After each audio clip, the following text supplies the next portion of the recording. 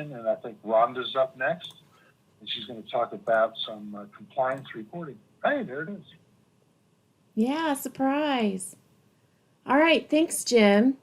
I'm just going to go ahead and jump right into the compliance reports.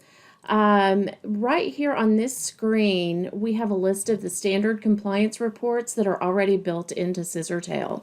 Now, each of these compliance forms can be populated with employee information, and then all you have to do is fill out any of the remaining details. So, as a side note, while we're talking about compliance reports, I would like to just mention that earlier this week, or last week, I think it was, we had a meeting of the Tulsa Area Human Resources Board, and our VP of Legislative Affairs had mentioned that compliance is going to be a big issue this year and possibly going forward. He said that there have been a huge uptick in DOL and EEO lawsuits in the last several months, and he thinks that or expects this to continue to be an issue in the near future. So, since so many reports were delayed in 2020 because of the pandemic, he said that if you are expected to report on anything that had been delayed, that you need to know that you're going to be required to report for both 2019 and 2020 this year. So just wanted to bring everybody up to date on that. And then as we, may need to, okay. Sorry, got a little overzealous there.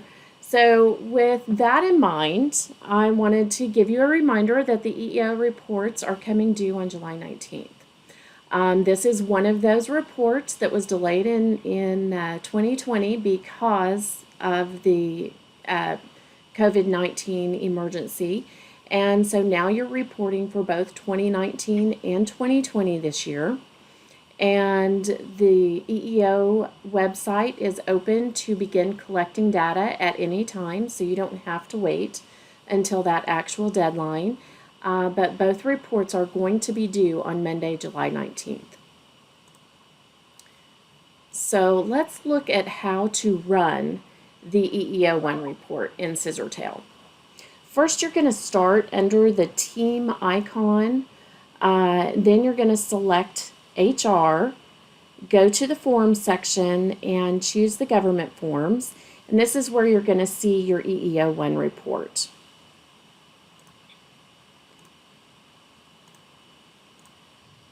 Here you're going to click on the component 1 to create the form. And as time goes by, this is where you'll have a listing of all the EEO1 reports or any of the EEO reports you've created from this page.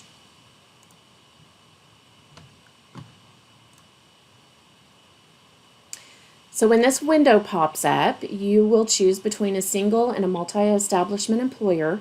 And in my demo data, we used the single establishment employer.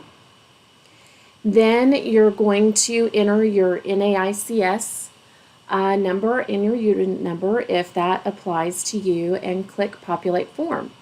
The best part of this, as I said before, is that Scissortail is going to autofill most of the form and you'll only have a few items that you're going to be required to complete. Now when you click the Populate Form, you're going to see the settings screen pop up. And this is where you're going to enter the dates for any pay period between October 1st and December 31st of the reporting year. So this is how you're going to determine which reporting year you are preparing. So you're going to want to do this once for 2019 and again for 2020. My recommendation is that you be consistent with the pay period.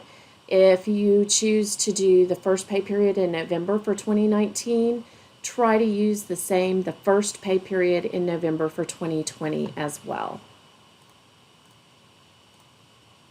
Now, this is what Section A of the report will look like. You can see that the single establishment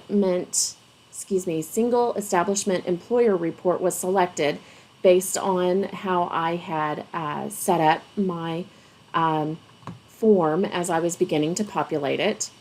And then I manually filled in the answer to the second question, as in the total number of companies that I'm reporting for. So here on the next section, you can see that the company data is already pre-populated based on what is set up in the system. However, the blue areas are areas that you can type in or make changes to if for some reason you forgot to update your company address when you moved over the years, etc. So that can be updated on the fly if needed.